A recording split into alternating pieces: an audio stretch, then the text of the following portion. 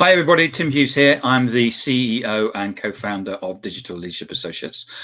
Today, I've got with me Adam Gray, who, if you didn't know, is my co-founder of Digital Leadership Associates. So I needed to declare that as an interest. Adam, we'll always get people when I interview them to say where they can get hold of you. So where can people find you? You can find me on Twitter. I'm AG Social Media. Or you can find me on LinkedIn, linkedin.com/in/Adam Gray, Gray. Right, Gray, yes, cool. Yeah. So today we're going to talk about how an organization can socialize, which when people use that term for me, I always think about it's to do with sustainability and being green and things like that, but you don't see it as that sort of definition, do you? What do you mean by socializing an organization? Well, I believe, and I know Tim does as well, that social has a role to play in every element of a business. So every point where conversations need to happen, conversations between people that work within the same organization, stakeholders, customers, prospects, anybody, social can enable that to happen with greater efficiency. And our dream, our reason for existence is to teach organizations to be able to use social media as a tool in every one of those different vertical silos and departments within an organization.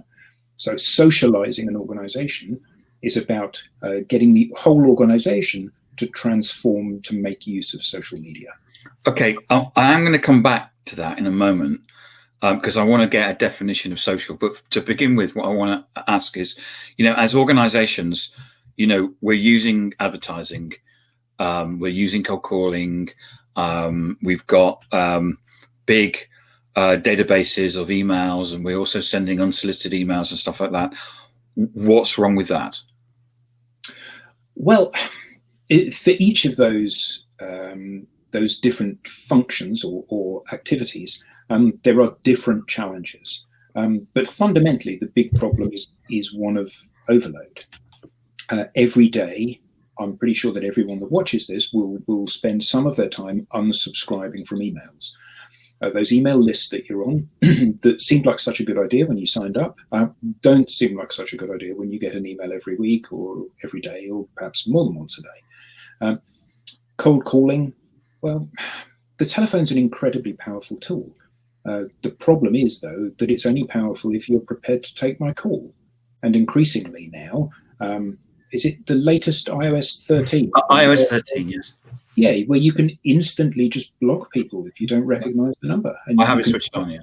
Yeah, you can. So anybody who's not in my address book goes straight through to voicemail. Yeah.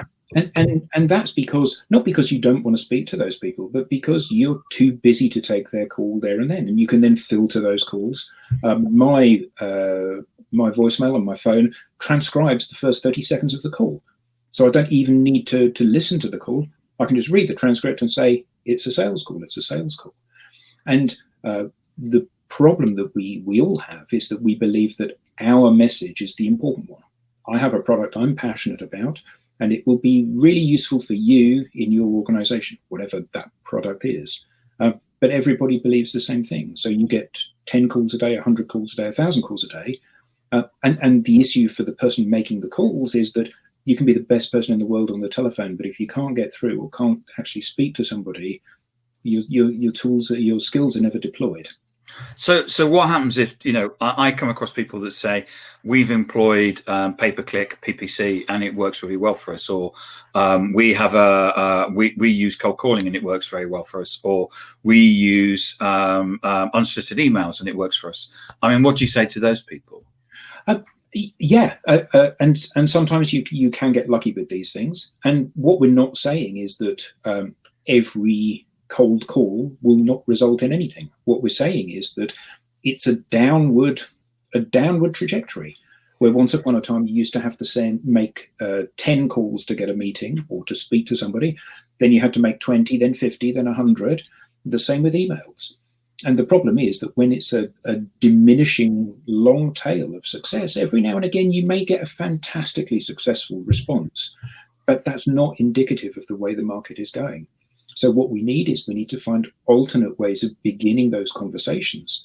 And fundamentally, the challenge that you have with most marketing and sales activities is that my agenda is to sell you something.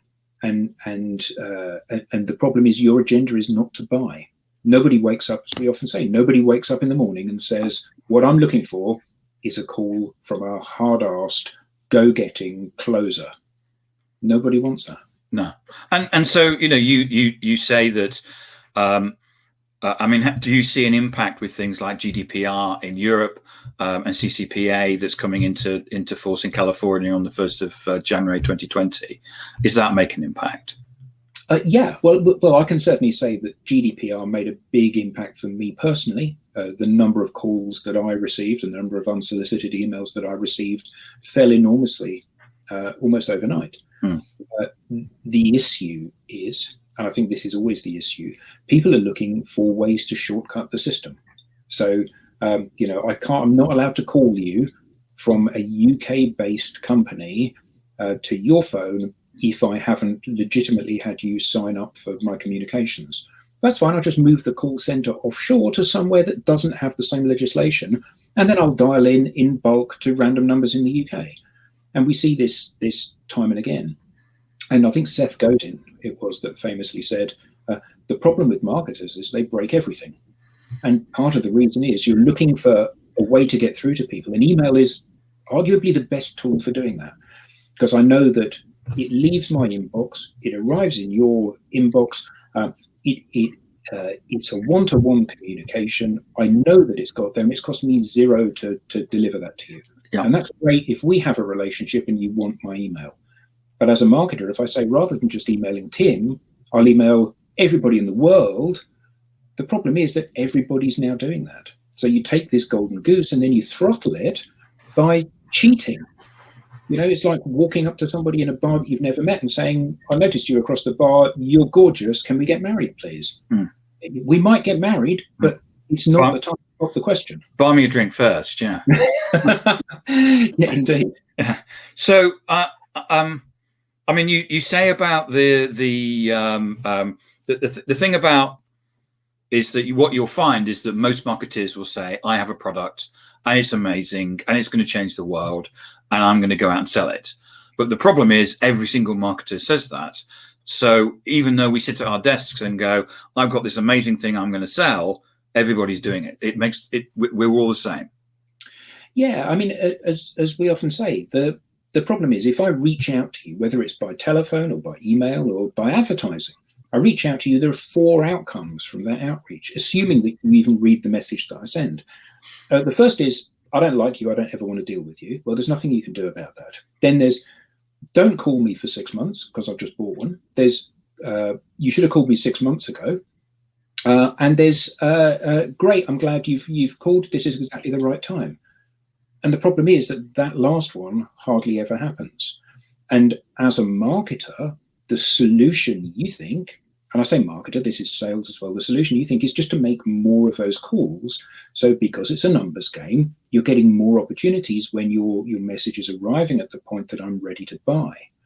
As a social seller, what you do is you say, if I communicate the very best of what I have to offer, I'm as helpful as possible, as empowering as possible, give away all of the secrets to success that I know, then I'm maximizing the chance that you're going to keep consuming my content. And then at the point that you are ready to buy, that you recognize you have a problem and now is the time for you to make a decision about something, at that point, I pop up on your timeline. You know you like me because I'm always giving you valuable stuff. And then I'm in the preeminent position to actually have the conversation and hopefully make the sale. Now, the nice thing about that is that you, the consumer of my content, you're in charge.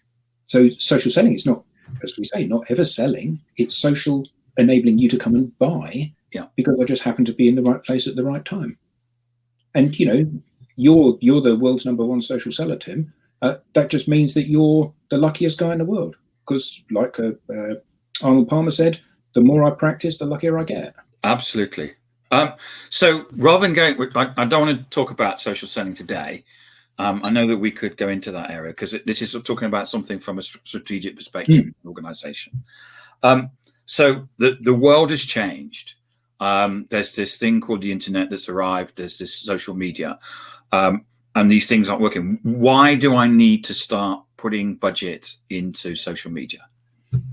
Right. Well, from a corporate perspective, because if you think about my business, if you think about sales, we're probably saying that we're doing social selling.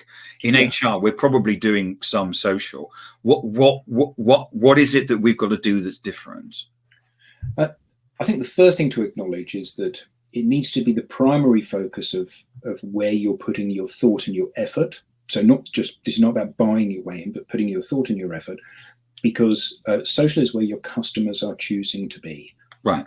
In the Simon Kemp's research that he publishes every quarter, 80% of the internet population of the world are active social media users, which means that the 2.5 billion people on Facebook, the 650 million people on LinkedIn, the 800 million people on Twitter, the billion people on YouTube, all of those channels are where your customers, in all of their forms, are choosing to spend their time. So you have to go out and engage them on those platforms because they're already there. It's a lot easier to sell your concepts and ideas and indeed your products to people if they're in your shop than if they're in someone else's shop. So you need to make those social properties your shop. And this is also about, if we take the shop analogy, this is also about people walking past your shop and looking in the window and going, oh, that's interesting, I'll go and have a look. Very much so, very much so. As Alexander Lowe said, if you fill your shop window with interesting stuff, people will stop and look at it. If you don't, people will walk past and not even notice it. Yeah. So it's about creating something which looks like it's interesting and compelling and worth a little bit of my time and effort to look at.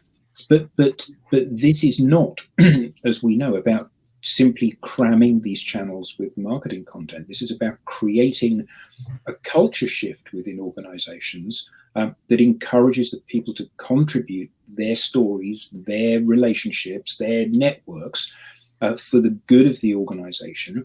And this doesn't happen by accident. There have to be processes and procedures and empowerment across the organization for this to happen. And that's why when we begin a conversation with an organization, we like to start by having that strategic conversation. What are you trying to achieve with social? What are you hoping that it's going to bring to the organization? And more importantly, what is your commitment going to be to this? Because simply saying, yes, we're going to do this, we'll buy ads, that's not what this is about. This is not about paid media. This is about earned media.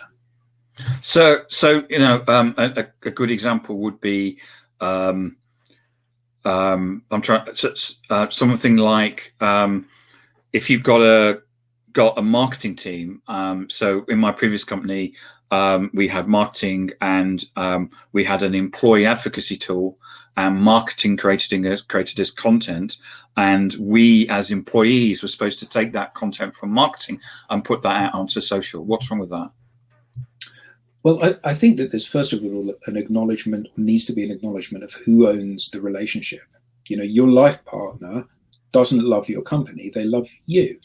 And if you want to convince them of something, or you want to share company information, they don't want a marketing message, they want your message.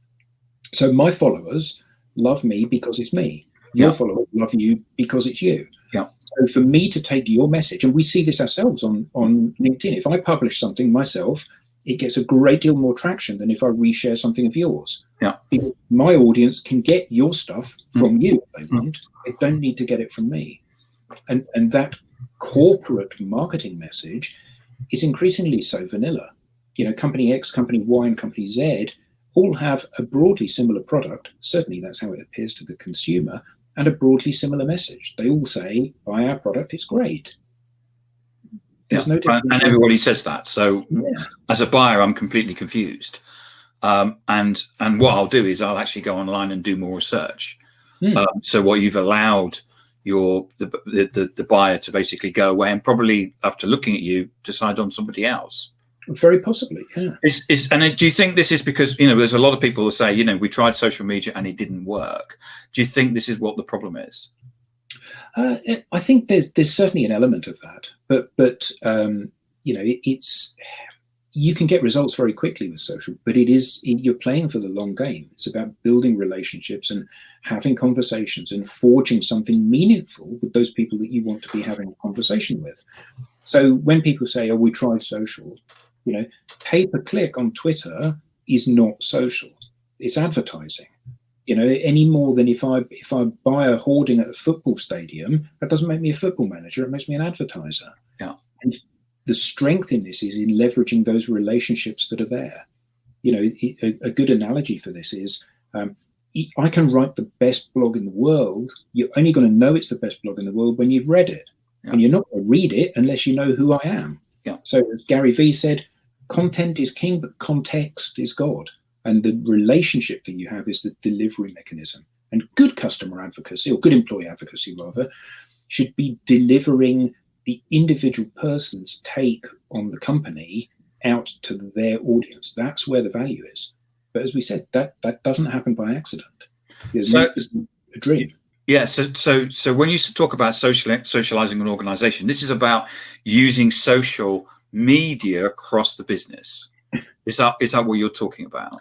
Yeah, it's about understanding what you're trying to achieve as an organization, then understanding how social can enable the functions within each of the different business units to be more efficient and more effective. So social selling is a good example within sales, making salespeople look like the obvious choice, helping the customers and prospects to jump to conclusions.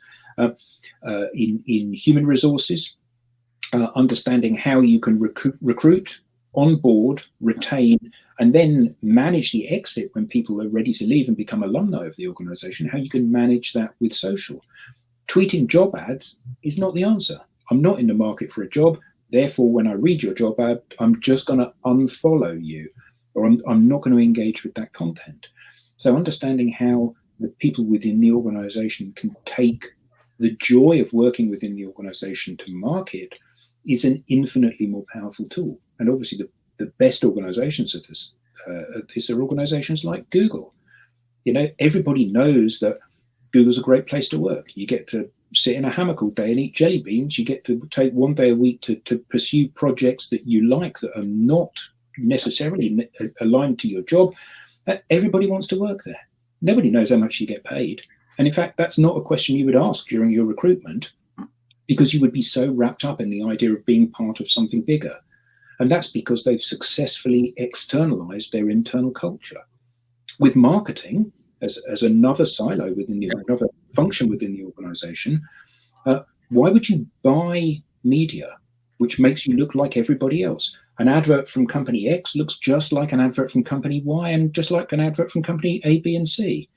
But if you're able to socialize the message, you don't buy a pair of Nikes because you've seen the advert and you like them. You buy a pair of Nikes because one of your best mates has just run a personal best with them or scored more goals than he ever has before.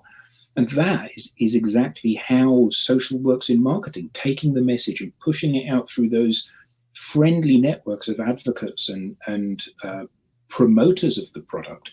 And that's why influencer marketing, when it's done properly, is an incredibly powerful tool. Mm. So social is about using it across the business, and I'm interested that you talked about HR, because I can see there's a lot of noise out there about social selling.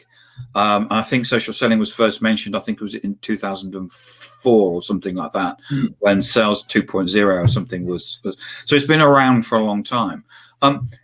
Just give me an example of where of the business case, or the I don't want to talk about social selling, the steps in it, because we can talk about that another day. But what's the business case? Why, as a business leader, should I be sitting up and thinking about doing social selling in my business?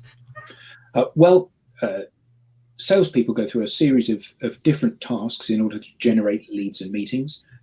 If you are a skilled social seller, there is no reason to assume you cannot generate one additional qualified meeting per week. Okay. So if you close 1 in 4, that's 1 sale per month. If you've got a team of 100 salespeople, that's another 1,000 sales a year. That's the rationale for doing this. Is it expensive? No. Does it take time and effort? Yeah, very definitely it does. But the pot of gold at the end of the rainbow is that you're able to generate more qualified opportunities, potentially that are more likely to close because the person is coming to the meeting, not because you've phoned them up and forced them into a meeting, but because they've recognized that you're a thought leader or an expert or can help them, and they want to have a conversation with you. So in social selling, it's a very obvious benefit. If you close 25%, you get 100 additional leads. That's 25 additional customers. But in every business silo, every business function, there is a equally compelling rationale for why social should be the means for having those conversations and generating the output. Recruitment, retention, marketing share of voice, impressions, qualified leads, all of those different things that those functions within an organization do. Social is in a preeminent position to be able to do them with great efficiency. The best bit is that as a media channel, if you do it properly, it's free. It doesn't mean that it doesn't cost you time and effort, but there's no cash involved in getting coverage on social media if you run your presences properly. So, I mean, if you take human resources as an example, I mean, most people who are actually the people that you want to recruit are actually the people that are currently in work. And the people that are in work, I'm not saying that everybody who's looking for work is bad, but most people that a lot of the people that you want to work for your organization are actually in work and are not looking for a job. Yeah, and the problem with that is to those people. Yeah, well, the problem with that is that traditionally what I've done is I've headhunted you. Yeah. So I've come to you within your organization because you've come to my awareness, and I've seen that you seem to be really good and really highly recommended. And I say to you, how much are you earning, Tim? And you say, oh, I earn £100,000 a year. And I say, do you want to come and work for me? And you say, what's in it for me? And I say, I'll pay you £120,000 a year. And you go, all right then. And then you come up. So I've paid £20,000 a year over and above what you're currently earning. Plus the recruiter fee.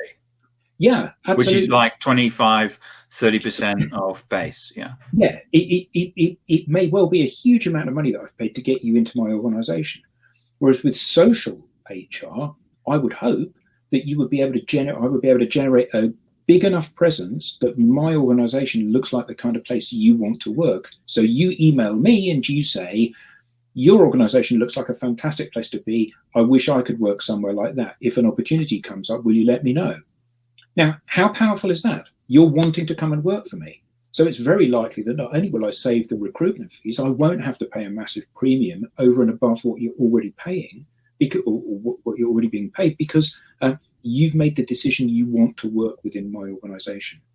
And we find that every interface where people have to have a conversation, particularly conversations where people are drawing their insights from multiple channels, social is a hugely effective tool for being able to do that. So from an HR perspective, you're getting to the talent before your competition. And if you look like a cool company as well, you're going to retain that talent. Yeah, we would certainly hope so. But also, when somebody joins the organization, the onboarding and the idea of social learning, where people can form those either the formal or informal groups within the organization to help upskill them more quickly so they become productive more quickly. Then ultimately, through the back end of the employee life cycle, when they leave the organization, we want to make sure that the experience is as good as it can possibly be. And I remember, we worked at the same company. On my induction day into the company, how many people have worked here before? And 2/3 of the people in the room put their hand up. Yeah. Because if you create the right environment, people are happy to go somewhere else, learn some more skills, maybe get some promotions, and then come back to the same company. And it obviously leaves a nice taste in those people's mouths. And nowadays, Glassdoor is such a powerful tool for talented people to be able to decide whether or not they want to work somewhere. The idea that you can help create a good or better presence than you currently have in that kind of social channel, again, is all managed by empowering and educating these people so they feel confident speaking about you. So this all sounds really good. So if I wanted to have a social organization, I've got a business case, I've got an idea about what it does. Okay, next Monday, you're going to start. What are you going to do? The first thing would be to run that social strategy program. Right. The idea of helping that. Yeah, so helping the organization, you and the key stakeholders within the organization, but also some people at other levels within the organization, articulate why you want to be social, what you're hoping is going to be in it for you, what particular challenges your business will have to becoming social. Now, some of those may be real challenges. We're based in a third world country and we've got very slow internet, therefore it's going to be difficult. Some of those may be perceived challenges, like we work in a regulated industry and therefore we can't talk about what we do on social. But all of those roadblocks and barriers need to be articulated so that they can be overcome. But ultimately, building that roadmap and understanding where we start, what's the quick win that's needed to buy coverage across the organization, and then what are those stumbling blocks going to be, and then we can put together a plan which maximizes the chance of success. So that's about looking at the people, the process challenges, any technology challenges, those sort of things, as well as having a very high level view of that. So who would be attending that? Well, typically we would want the key stakeholders and the sponsors of the idea of socialization within the organization to attend, but also board members, VPs, senior managers, and a manageable number of people. It needs to be more than 10, it needs to be less than 100 ideally. Right.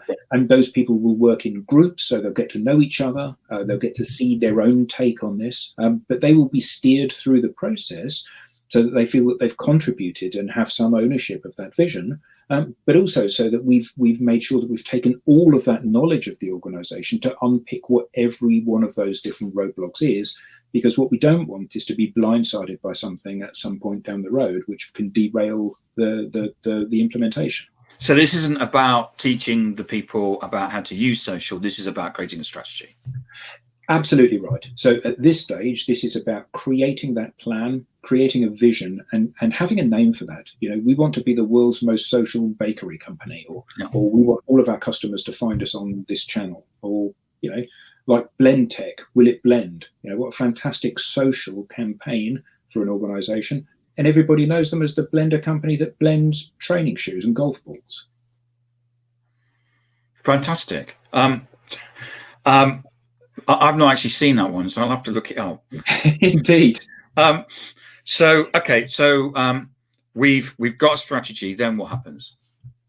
Then we work out which departments we will implement it in which order, and typically sales is fairly near the front of that, because there are very few organizations that say we don't want more revenue and opportunities.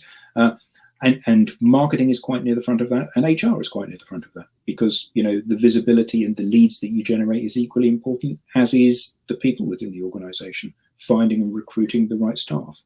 But in each instance, this is about going through the organization department by department and gradually socializing that across an organization.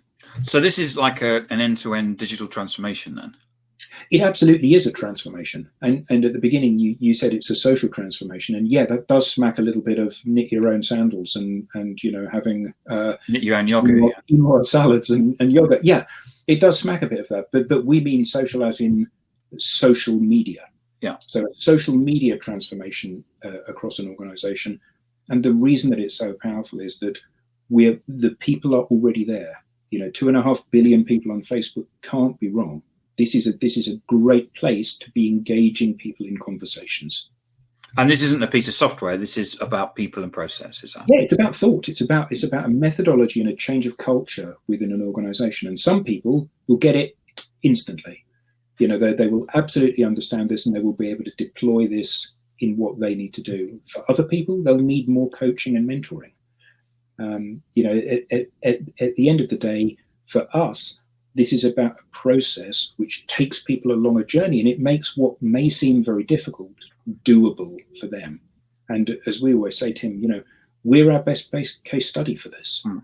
We are not the best writers. We don't work the longest hours, but we have a fantastically slick process for everything. And we're constantly refining that to make sure that everybody can produce loads of content, be on Twitter and Facebook and LinkedIn all of the time, having those conversations. So we're always visible. And then we just happen to be there when somebody realizes they have a pain. People say, I'll speak to you. And that's what it's about. It's just being lucky. That's been really insightful, Adam. Thank you very much. It's been a pleasure. And I must say that since we founded the company and you've done so many Tim Talks, I was really excited about coming on and doing my very own Tim Talk with you. You're welcome. You're like the 86th or something. So yeah. It's been an amazing journey, and it will carry on. So I'm happy. Adam, remind everybody where they can get hold of you again. You can find me on LinkedIn, linkedin.com/in/Adam Gray, Gray, or AG Social Media on Twitter. And your email is adam@dlaignite.com. Is it not? Indeed it is. It is. Fantastic. Well, hopefully I'll see you soon, Adam. Have a good day. Thanks very much indeed, Tim. Thanks, everybody. Bye-bye.